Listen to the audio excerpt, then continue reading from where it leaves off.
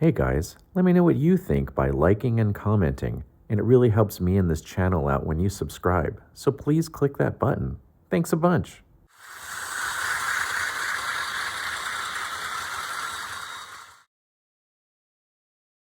Hey everybody, in order to do this, you're going to need a set of Athearn 60024 gears. Those are the ones you'll need for all these, and you don't need it, but it'll help to have a wheel gauge. So let's get going. So you saw me do this. I pulled this out in a train grab bag, and I was pretty sure that it had cracked gears. Let's take a listen to it again, and there are a lot of symptoms of cracked gears, but if you run them at low speed, they'll often seize, or you'll hear a clicking noise.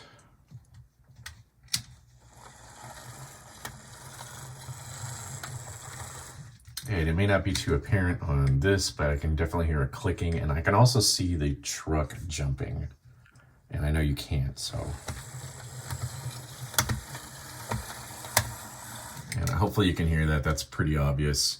Now, some people like to just locate the cracked gear and replace it, but I like to do them all at once because almost always when there's one, there will be others. So what you need to do is, if you want to know what they look like, they all have kind of this underbody here where it's this flat plate with 90-degree bent ends. And you can see there's this square bearing in here. And what I like to do is take a flat pick. This is off of one of these Victorinox Swiss Army knives. I've got a bunch of them. These are one of my favorite tools in the universe. There's a lot of ways you can do this, but this is the thing that I've found best. You can just sort of pry up. This is actually not the flattest flat pick that I have, and this is harder to do on camera than I thought. You can just slip this in there, and I like to just start gently rocking from side to side and continue to push in until you get to the second clips. Just gently, and there it goes, popped off. Now again, you can decide for yourself whether you want to do all these at the same time. But you can tell they need to be replaced when they spin really freely. And if you really want to go look for the crack, you can generally find, you can see it right there. I'm sorry, this may not look the best. If you kind of pry up, don't want to do it too hard, but you can see they'll all be like that. And again, all you do is pull that, make sure you don't lose the square bearing. Again, my deal is not to take up a lot of your time. I know a lot of you will get these. This pops out of here really simply. If it moves around loose like that, it's almost always a bad broken gear, and just gonna throw them away. Same thing with here. Take this flat pick if it doesn't want to go under directly. Just lift up on it a little bit with your nail or something else. I think I'm just having problems because this is sort of hard to do looking through the camera. Again, the flat pick's in there. Oops, sorry, Susie. Jeez. Gosh, I hope she's gonna continue to want to do this job even though I just assaulted her. Okay. Again, pull these up, all you have to do. Check to see these pretty loose. Oops, I just lost that. There we go, so I'm careful, just pop out there. Whenever it's small, it's no problem. All right, as I said in the opener, what you need is some of these Athearn 60024 gears. Not unidirectional, you can put them on either side. It is a tight fit, there's no doubt about it. Some people have suggested, I think in the past, reaming out this hole, which are more than free to do. Or some people, there's a lot of ways to do it. You can actually, if you want, you can push this in by simply putting it down on a flat surface, taking one of the wheels and make sure that bearing's in there, and you can actually push into it. And if you put your power directly over the top of it, and you sort of stabilize it with your fingers, it'll go straight in. It's not nearly as difficult as people would like to make it out to be. So that's all you have to do. That's the way I did it for a long time. If you want, though, you can create a really easy tool. I wish this was something awesome and engineered that I could tell you, but all it does is have a hole in the center so that the gear just sits right in there. This is what, a 2.5 millimeter piece of fiberboard, and you just drop that in there, and then you can easily kind of put weight down on it. The one that goes on top, I just slide the little pin here inside of that hole also. Make sure the bearing's on it. Push down even. There it goes. It's really not that hard. Okay. And then you can push them together.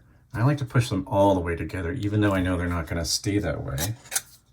Because once you gauge them, they will be just a tad too narrow. And all I do is I can actually just kind of put my thumb pressure in there, but if you just sort of twist them apart, and they do not have to be perfectly even on each side. The gear is long enough, so that's something you don't have to worry about. There it is. That's it. This one looks like it has some lubrication still, and then all you need to do is drop it in there and make sure that these square bearings line up properly. Gosh, okay, there we go. Oops. So much harder to do this through the camera then. There we go. Okay. Just make sure those 2 square bearings sit in there like that. And that's all you do. Lather, rinse, and repeat for all of them. Again, I've got my tool. All it is hold drilled into it. Make sure that bearing stays on there. And this is kind of nice because I can sort of put my knuckles down on it and push straight in, and that way the whole thing won't move. Flip it over. But again, if you have to do this just on a flat surface, it's not that big. I've seen people use things to hold it together, like tweezers, that sort of thing. If that's what you want to do, if that's what works for you, hey, more power to you. Just push those together. There we go. I know that's going to be a slight bit too tight, so I just twist them. Again, it's okay if the gear is off center. You just got to make sure that this bearing is going to rotate freely, which it's not here. Make sure if you just twist the one that you want to come loose, it will. Here we go. Looks like it's there. Okay. There we go. Okay, so that's it. I will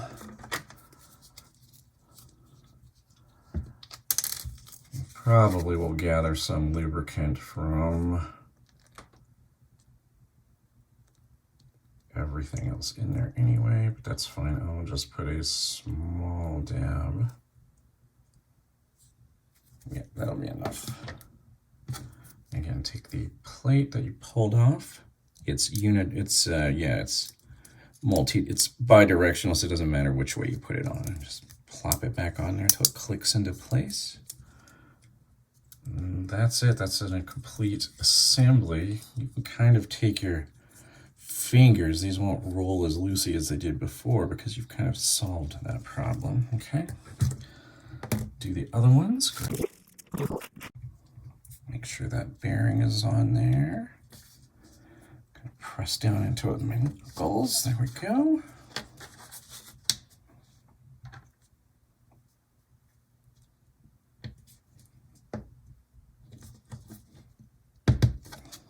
Same thing. If you just sort of twist the one you want to loosen, it generally will, so that you have, make sure that these square bearings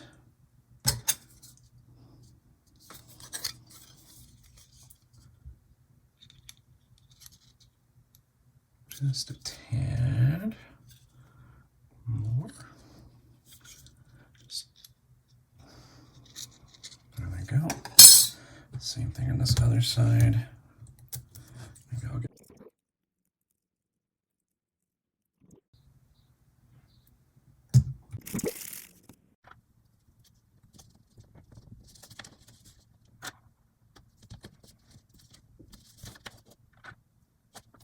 got a little something down in there. I don't want to put restraint on it unnecessary. Just slightly. So that's just a little too far.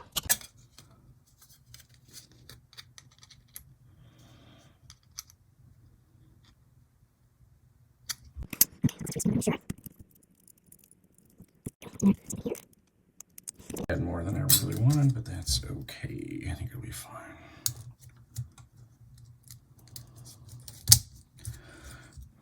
That's that. Sure, they feel like they're wanting to rotate a little bit.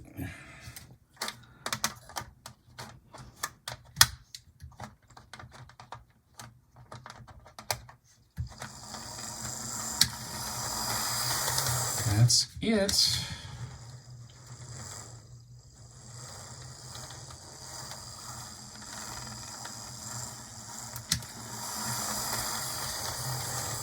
This has been, let's get some of the lubricant around in there. In great shape, sounds good, looks good. And I will actually do a quick and dirty on converting this to DCC right after this. So there you go. Thanks. Like usual, it doesn't cost you anything to subscribe, but it actually helps me out a lot. So if you wouldn't mind doing that, I'd appreciate it. If you like it, please do so. And if you have any comments, I'd love to read them. Take care, and I will talk to you later. Happy model railroading as always.